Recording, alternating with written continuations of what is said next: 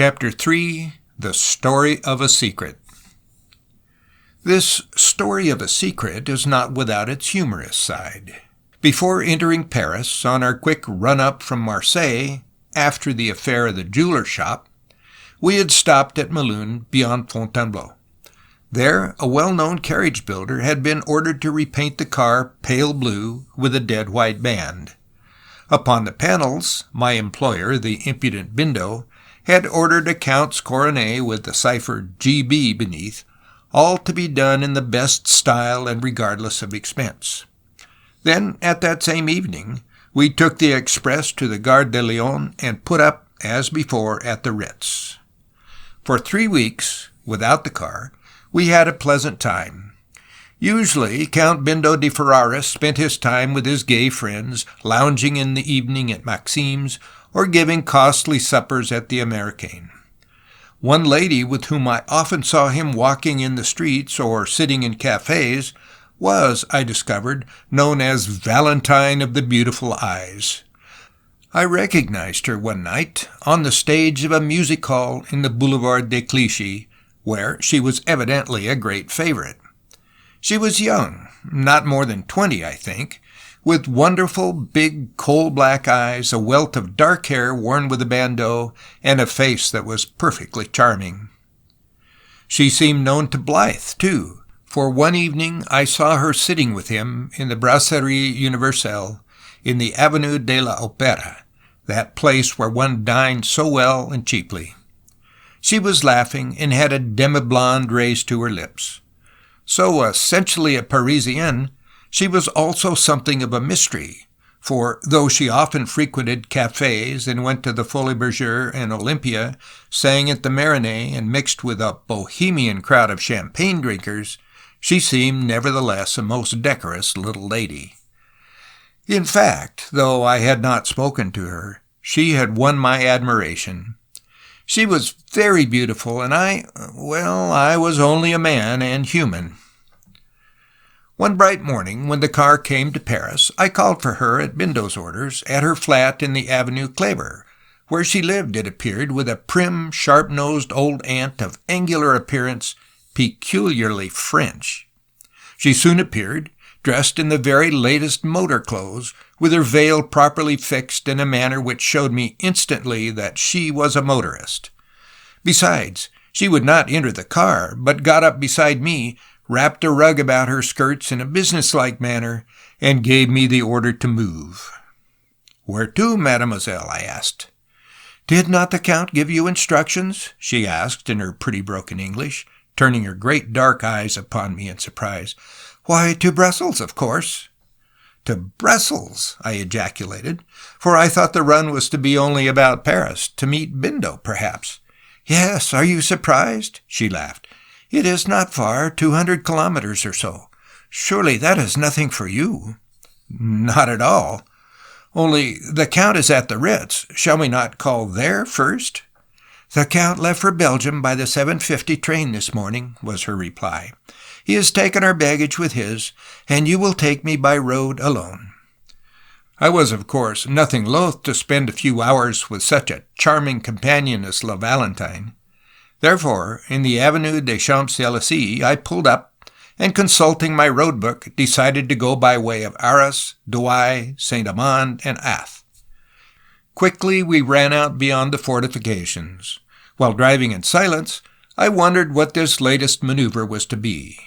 This sudden flight from Paris was more than mysterious. It caused me considerable apprehension, for when I had seen the Count in his room at midnight, he had made no mention of his intention to leave so early. At last, out upon the straight highway that ran between lines of high, bare poplars, I put on speed, and quickly the cloud of white dust rose behind us.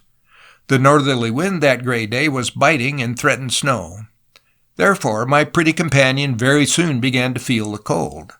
I saw her turning up the collar of her cloth motor coat, and guessed that she had no leather beneath. To do a day's journey in comfort in such weather, one must be windproof. "You are cold, mademoiselle," I remarked. "Will you not put on my leather jacket? You'll feel the benefit of it, even though it may not appear very smart." And I pulled up. With a light, merry laugh, she consented, and I got out the garment in question, helped her into it over her coat, and though it was a trifle tight across the chest, she at once declared that it was a most excellent idea. She was indeed a merry child of Paris, and allowed me to button the coat, smiling the while at my masculine clumsiness. Then we continued on our way, and a few moments later were going for all we were worth over the dry, well-kept, level road eastward toward the Belgian frontier. She laughed and chatted as the hours went by. She had been in London last spring, she told me, and had stayed at the Savoy. The English were so droll and lacked cachet, though the hotel was smart, especially at supper. "We passed Douai," she remarked presently, after we had run rapidly through many villages and small towns. "I must call for a telegram." And then, somehow, she settled down into a thoughtful silence. At Arras I pulled up and got her a glass of hot milk. Then on again, for she declared that she was not hungry and preferred getting to Brussels than to linger on the road. On the broad highway to Douai, we went at the greatest speed that I could get out of the fine six-cylinder, the engine beating beautiful time and the car running as smoothly as a watch. The clouds of whirling dust became very bad, however, and I was compelled to goggle, while the talc-fronted veil adequately protected my sweet-faced traveling companion. At Douai she descended and entered the post office herself, returning with a telegram and a letter. The latter she handed to me, and I found it was addressed in my name and had been sent to the Poste Restante. Tearing it open in surprise, I read the hastily penciled lines it contained, instructions in the Count's handwriting, which were extremely puzzling, not to say disconcerting. The words I read were, "After crossing the frontier, you will assume the name of Count de Bourbriac, and Valentine will pass as Countess. A suitable suite of rooms has been taken for you at the Grand Hotel Brussels, where you will find your luggage on your arrival. Mademoiselle will supply you with funds. I shall be in Brussels, but shall not approach you. BDF." The pretty Valentine, who was to pose as my wife, crushed the blue telegram into her coat pocket, mounted into her seat, wrapped her rug around her, and ordered me to proceed. I glanced at her, but she was, to all appearances, quite unconscious of the extraordinary contents of the Count's letter. We had run fully 20 miles in silence, when at last, on ascending a steep hill, I turned to her and said, "The Count has sent me some very extraordinary instructions, mademoiselle. I am, after passing the frontier, to become the Count de Bourbriac, and you are to pass as the Countess." "Well?" she asked, arching her well-marked eyebrows. "Is that so very difficult, monsieur? Are you disinclined to allow me to pass as your wife?" "Not at all," I replied, smiling.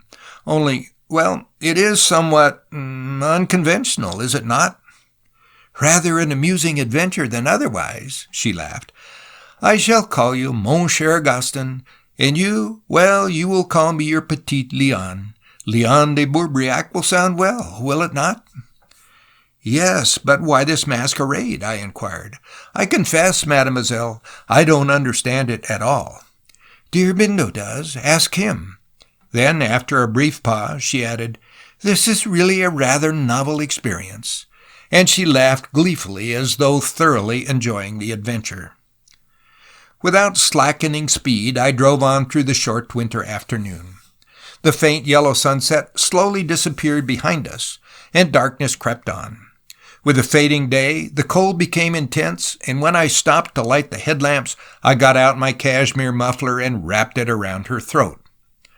At last we reached the small frontier village, where we pulled up before the Belgian customs house, paid the deposit upon the car, and obtained the leaden seal. Then, after a liqueur glass of cognac each at a little cafe in the vicinity, we set out again upon that long, wide road that leads through Ath to Brussels. A puncture at a place called Luz caused us a little delay, but the pseudo-countess descended and assisted me, even helping me to blow up the new tube, declaring that the exercise would warm her. For what reason the pretty Valentine was to pass as my wife was, to me, entirely mysterious. That Bindo was engaged in some fresh scheme of fraud was certain, but what it was, I racked my brains in vain to discover. Near Angheim, we had several other tire troubles, for the road had been newly metalled for miles. As every motorist knows, misfortunes never come singly, and in consequence it was already 7 o'clock next morning before we entered Brussels by the Porte de Hall and ran along the fine Boulevard de Anspach to the Grand Hotel. The gilt-laced hall porter, who was evidently awaiting us, rushed out, cap in hand, and I, quickly assuming my role as Count, helped out the Countess and gave the car over to one of the employees of the hotel garage. By the manager, we were ushered into a fine suite of 6 rooms on the first floor overlooking the boulevard and treated with all the deference due to persons of highest standing. At that moment, Valentine showed her cleverness by remarking that she had not brought Elise, her maid, as she was to follow by train, and that I would employ the services of one of the hotel valets for the time being. Indeed, so cleverly did she assume the part that she might really have been one of the ancient nobility of France. I spoke in English. On the continent just now, it is considered rather smart to talk English. One often hears 2 German or Italian women speaking atrocious English together in order to air their superior knowledge before strangers. Therefore, that I spoke English was not remarked by the manager, who explained that our courier had given him all instructions and had brought the baggage in advance. The courier was, I could only suppose, the audacious Bindo himself. That day passed quite merrily. We lunched together, took a drive in the pretty Bois de la Cambre, and after dining went to the Monet to see Madame Butterfly. On our return to the hotel, I found a note from Bindo, and, saying good night to Valentine, I went forth again to keep the appointment he had made in a café in the quiet Chaussée de Charleroi on the opposite side of the city. When I entered the little place, I found the Count seated at a table with Blythe and Henderson. The 2 latter were dressed shabbily, while the Count himself was in dark grey with a soft felt hat, the perfect counterfeit of the foreign courier. With enthusiasm, I was welcomed into the corner. "Well," asked Bindo with a laugh, "and how do you like your new wife, Ewart?" And the others smiled. "Charming," I replied, "but I don't see exactly where the joke comes in." "I don't suppose you do, just yet." "It's a risky proceeding, isn't it?" I queried. "Risky? What risk is there in gulling hotel people?" he asked. "If you don't intend to pay the bill, it would be quite another matter." "But why is the lady to pass as my wife? Why am I the Count de Bourbriac? Why, indeed, are we here at all?" "That's our business, my dear Ewart. Leave matters to us. All you've got to do is just to play your part well. Appear to be very devoted to La Comtesse, and it'll be several hundreds into your pocket. Perhaps a level thou. Who knows?" "A thou each, quite," declared Blythe, a cool, audacious international swindler of the most refined and cunning type. "But what risk is there?" I inquired, for my companions seemed to be angling after big fish this time, whoever they were. "None, as far as you are concerned. Be advised by Valentine. She's as clever a girl as there is in all Europe. She has her eyes and ears open all the time. A lover will come on the scene before long, and you must be jealous. Devilish jealous. Do you understand?" "A lover? Who? I don't understand." "You'll see soon enough. Go back to the hotel, or stay with us tonight if you prefer it. Only don't worry yourself over risks. We never take any. Only fools do that. Whatever we do is always a dead certainty before we embark upon the job." "Then I'm to understand that some fellow is making love to Valentine, eh?" "Exactly. Tomorrow night you are both invited to a ball at the Bellevue in aid of the Hospital of St. Jean. You will go, and there the lover will appear. You will withdraw and allow the little flirtation to proceed. Valentine herself will give you further instructions as the occasion warrants." "I confess I don't half like it. I'm working too much in the dark," I protested. That's just what we intend. If you knew too much, you might betray yourself, for the people we've got to deal with have eyes in the backs of their heads," declared Bindo. It was 5 o'clock next morning before I returned to the Grand, but during the hours we smoked together at various obscure cafes, the trio told me nothing further, though they chaffed me regarding the beauty of the girl who had consented to act the part of my wife, and who, as I could only suppose, stood in with us. At noon, surely enough, came a special invitation to the Comte et Comtesse de Bourbriac for the great ball that evening at the Hotel Bellevue. And at 10 o'clock that night, Valentine entered our private salon, splendidly dressed in a low-cut gown of smoke-gray chiffon covered with sequins. Her hair had been dressed by a maid of the first order, and as she stood pulling on her long gloves, she looked superb. "How do you find me, my dear Monsieur Ewart? Do I look like a comtesse?" she asked, laughing. "You look perfectly charming, mademoiselle." "Léon, if you please," she said reprovingly, holding up her slim forefinger. "Léon, Comtesse de Bourbriac, Château de Bourbriac, Côte Nord." And her pretty lips parted, showing her even, pearly teeth.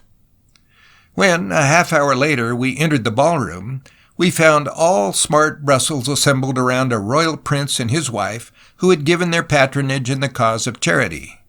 The affair was, I saw at a glance, distinctly a society function. Many men from the ministries were present, and several of the ambassadors, in uniform, together with their staffs, who, wearing their crosses and ribbons, made a brave show, as they do in every ballroom. We had not been there 10 minutes before a tall, good-looking young man in a German cavalry uniform strode up in recognition, and bowing low over Valentine's outstretched hand, said, in French, "My dear Countess, how very delighted we are to have you here with us tonight. You will spare me a dance, will you not? May I be introduced to the Count?" "My husband, Captain von Stolberg of the German Embassy." And we shook hands. Was this fellow the lover, I wondered? "I met the Countess at Vichy last autumn," explained the captain in very good English. "She spoke very often of you. You were away in Scotland shooting the grouse," he said. "Yes, yes," I replied, for want of something better to say. We both chatted with the young attaché for a few minutes, and then, as a waltz struck up, he begged a dance of my wife, and they both whirled down the room. Valentine was a splendid dancer, and as I watched them, I wondered what could be the nature of the plot in progress. I did not come across my pretty fellow-traveler for half an hour, and then I found that the captain had half filled her program. Therefore I lay low, danced once or twice with uninteresting Belgian matrons, and spent the remainder of the night in the fumoir until I found my wife ready to return for the Grand. When we were back in the salon at the hotel, she asked, "How do you like the captain, Monsieur Ewart? Is he not what you call in English a duck?" "An overdressed, swaggering young idiot, I call him," was my prompt reply. "And there you are right, quite right, my dear Monsieur Ewart. But as you see, we all have an eye to business in this affair. He will call tomorrow, because he is extremely fond of me. Oh, if you had heard all his pretty love phrases! I suppose he has learnt them out of a book. They couldn't be his own. Germans are not romantic. How can they be? But he is an Adonis in the flesh, with corsets." And we laughed merrily together. "He thinks you are fond of him, eh?" "Why, of course. He made violent love to me at Vichy, but he was not attaché then." "And how am I to treat him when he calls tomorrow?" "As your bosom friend. Give him confidence, the most perfect confidence. Don't play the jealous husband yet. That will come afterwards. Bonsoir, monsieur."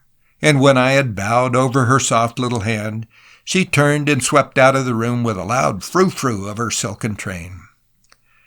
That night I sat before the fire, smoking for a long time. My companions were evidently playing some deep game upon this young German, a game in which neither trouble nor expense was being spared, a game in which the prize was a level £1,000 apiece all around. I quite appreciated that I had now become an adventurer, but I had done so out of pure love of adventure. About 4 o'clock next afternoon, the captain came to take 5 o'clock, as he called it. He clicked his heels together as he bowed over Valentine's hand, and she smiled upon him even more sweetly than she had smiled at me when I had helped her into my leather motor coat. She wore a beautiful toilette, one of the latest of Dulés, as she had explained to me, and she really presented a delightfully dainty figure as she sat there pouring out tea and chatting with the infatuated captain of Siracy. I saw quickly that I was not wanted. Therefore I excused myself and went for a stroll along the Café Métropole, afterwards taking a turn up the Montagne de la Cour. All day I had been on the lookout to see either Bindo or his companions, but they were evidently in hiding. When I returned, just in time to dress for dinner, I asked Valentine what progress her lover was making, but she merely replied, "Slow, very slow. But in things of this magnitude, one must have patience. We are invited to the embassy ball in honor of the Crown Prince of Saxony tomorrow night. It will be amusing." Next night she dressed in a gown of pale rose chiffon, and we went to the embassy where one of the most brilliant balls of the season was in progress, King Leopold himself being present to honor the Crown Prince. Captain Stolberg soon discovered the woman who held him beneath her spell, and I found myself dancing attendance upon the snub-nosed little daughter of a burgomaster, with whom I waltzed the greater part of the evening. On our return, my wife told me with a laugh that matters were progressing well. "Otto," she added, "is such a fool. Men in love will believe any fiction a woman tells them. Isn't it really extraordinary?" "Perhaps I'm one of those men, mademoiselle," I said, looking straight into her beautiful eyes. For I own she had in a measure fascinated me, even though I knew her to be an adventuress. She burst out laughing in my face. "Don't be absurd, Monsieur Ewart," she cried. "Fancy you! But you certainly wouldn't fall in love with me. We are only friends, in the same swim, as I believe you term it in English." I was a fool, I admit it, but when one is thrown into the society of a pretty woman, even a chauffeur may make speeches he regrets. So the subject dropped, and with a mock curtsy and a saucy wave of the hand, she went to her room. On the following day she went out alone at 11, not returning until 6. She offered no explanation of where she had been, and of course it was not for me to question her. As we sat at dinner in our private salle à manger an hour later, she laughed at me across the table and declared that I was sitting as soberly as though I really were her dutiful husband. And next day she was absent again the whole day, while I amused myself in visiting the law courts, the picture galleries, and the general sights of the little capital of which Messieurs the brave Belgians are so proud. On her return she seemed thoughtful, even triste. She had been on an excursion somewhere with Otto, but she did not enlighten me regarding its details. I wondered that I had had no word from Bindo, yet he had told me to obey Valentine's instructions, and I was now doing so. At dinner she once clenched her little hand involuntarily and drew a deep breath, showing me that she was indignant at something. The following morning, as she mentioned that she should be absent all day, I took a run on the car as far as the quaint little town of Dinan, up the Meuse, getting back to dinner. In the salon she met me, already in her dinner gown, and told me that she had invited Otto to dine. "Tonight you must show your jealousy. You must leave us together here in the salon after dinner, and then a quarter of an hour later return suddenly. I will compromise him. Then you will quarrel violently, order him to leave the hotel, and thus part bad friends." I hardly liked to be a party to such a trick, yet the whole plot interested me. I could not see to what material end all this tended. Well, the gay captain duly arrived, and we dined together merrily. His eyes were fixed admiringly upon Valentine the whole time, and his conversation was mainly reminiscent of the days at Vichy. The meal over, we passed into the salon, and there I left them. but on re-entering shortly afterwards, I found him standing behind the couch, bending over and kissing her. She had her arms clasped around his neck so tightly that he could not disengage himself. In pretended fury, I dashed across to the pair with my fists clenched in jealous anger. What I said, I scarce remember. All I know is that I let forth a torrent of reproaches and condemnations and ended by practically kicking the fellow out of the room, while my wife sank upon her knees and implored my forgiveness, which I flatly refused. The captain took his kicking in silence, but in his glance was murder as he turned once and faced me ere he left the room. "Well, Valentine," I asked when he was safely out of hearing, and when she had raised herself from her knees laughing, "and what now?" "The whole affair is now plain sailing. Tomorrow you will take the car to Liege, and there await me outside the cathedral at midnight on the following night. You will easily find the place. Wait until 2 o'clock, and if I am not there, go on to Cologne and put up at the Hotel du Nord. Without baggage?" "Without baggage. Don't trouble about anything. Simply go there and wait." At midday on the following day, the pretty Valentine dressed herself carefully and went out. Then, an hour later, pretending that I was only going for a short run, I mounted into the car and set out for Liege, wondering what was now to happen.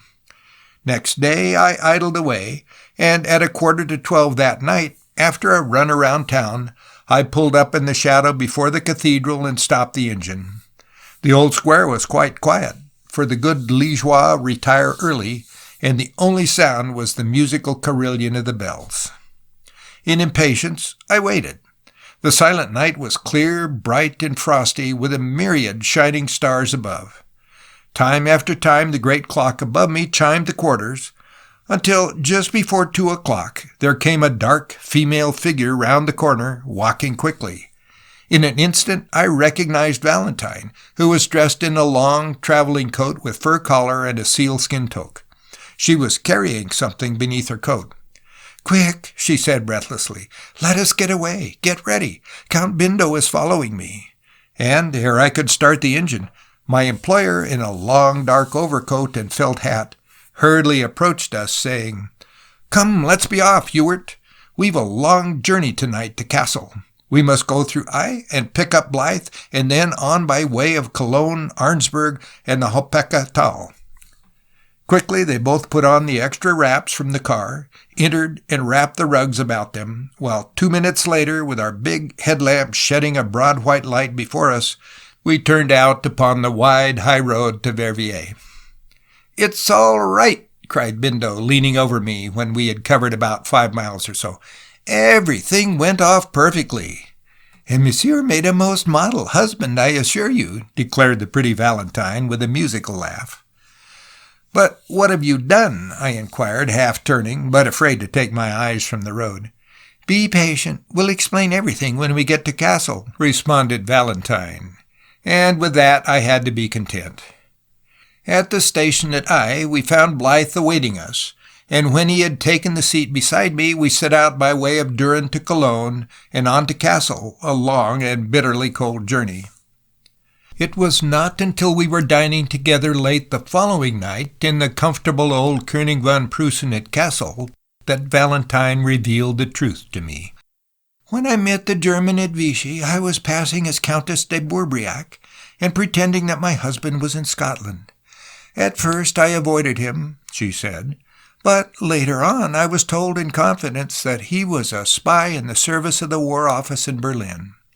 Then I wrote to Count Bindo, and he advised me to pretend to reciprocate the fellow's affections, and to keep a watchful eye for the main chance. I have done so, that's all." "But what was this main chance?" I asked. "Why, don't you see, Ewart?" exclaimed the Count, who was standing by, smoking a cigarette. "The fact that he was in the intelligence department in Berlin, and that he had been suddenly appointed military attaché at Brussels, made it plain that he was carrying out some important secret service work in Belgium. On making inquiries, I heard that he was constantly traveling in the country, and speaking French so well, he was passing himself off as a Belgian. Blythe, in the guise of an English tourist, met him in Boxtel 2 months ago and satisfied himself as to the character of the task he had undertaken, a risky but most important one. Then we all agreed that, when completed, the secrets he had possessed himself of should become ours, for the intelligence department of either France or England would be certain to purchase them for almost any sum we liked to name, so important were they. About 2 months we waited for the unsuspecting Otto to complete his work, and then suddenly the Countess reappears, accompanied by her husband. And, well, Valentine, you can best tell Ewart the remainder of the story, added the audacious scoundrel, replacing his cigarette in his mouth. As Monsieur Ewart knows, Captain Stolberg was in love with me, and I pretended to be infatuated with him. The other night he kissed me, and my dear Gaston saw it, and in just indignation and jealousy promptly kicked him out. Next day I met him, told him that my husband was a perfect hog, and urged him to take me from him. At first he would not sacrifice his official position as attaché, for he was a poor man. Then we talked money matters, and I suggested that he surely possessed something which he could turn into money sufficient to keep us for a year or two, as I had a small income, though not absolutely sufficient, for our wants. In fact, I offered, now that he had compromised me in the eyes of my husband, to elope with him. We walked in the Bois de la Cambre for 2 solid hours that afternoon, until I was footsore, and yet he did not catch on. Then I played another game, declaring that he did not love me sufficiently to make such a sacrifice, and at last taking a dramatic farewell of him. He allowed me to get almost to the gates of the Bois, when he suddenly ran after me and told me that he had a packet of documents for which he could obtain a large sum abroad. He would take them, and myself, to Berlin by that night's mail, and then we would go on to St. Petersburg, where he could easily dispose of the mysterious papers. So we met at the station at midnight. By the same train travelled Bindo and Messrs. Blythe and Henderson. In the carriage he told me where the precious papers were, in a small leathern handbag, and this fact I whispered to Blythe when he brushed past me in the corridor. At Pepinster, the junction for Spa, we both descended to obtain some refreshment, and when we returned to our carriage, the captain glanced reassuringly at his bag.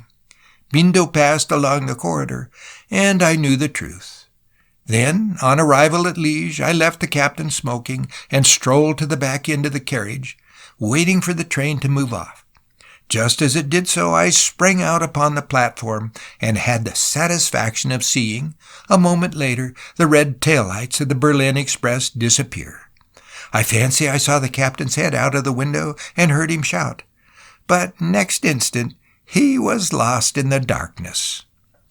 As soon as you had both got out at Pepinster, Blythe slipped into the compartment, broke the lock of the bag with a special tool we call the snipper, and had the papers in a moment.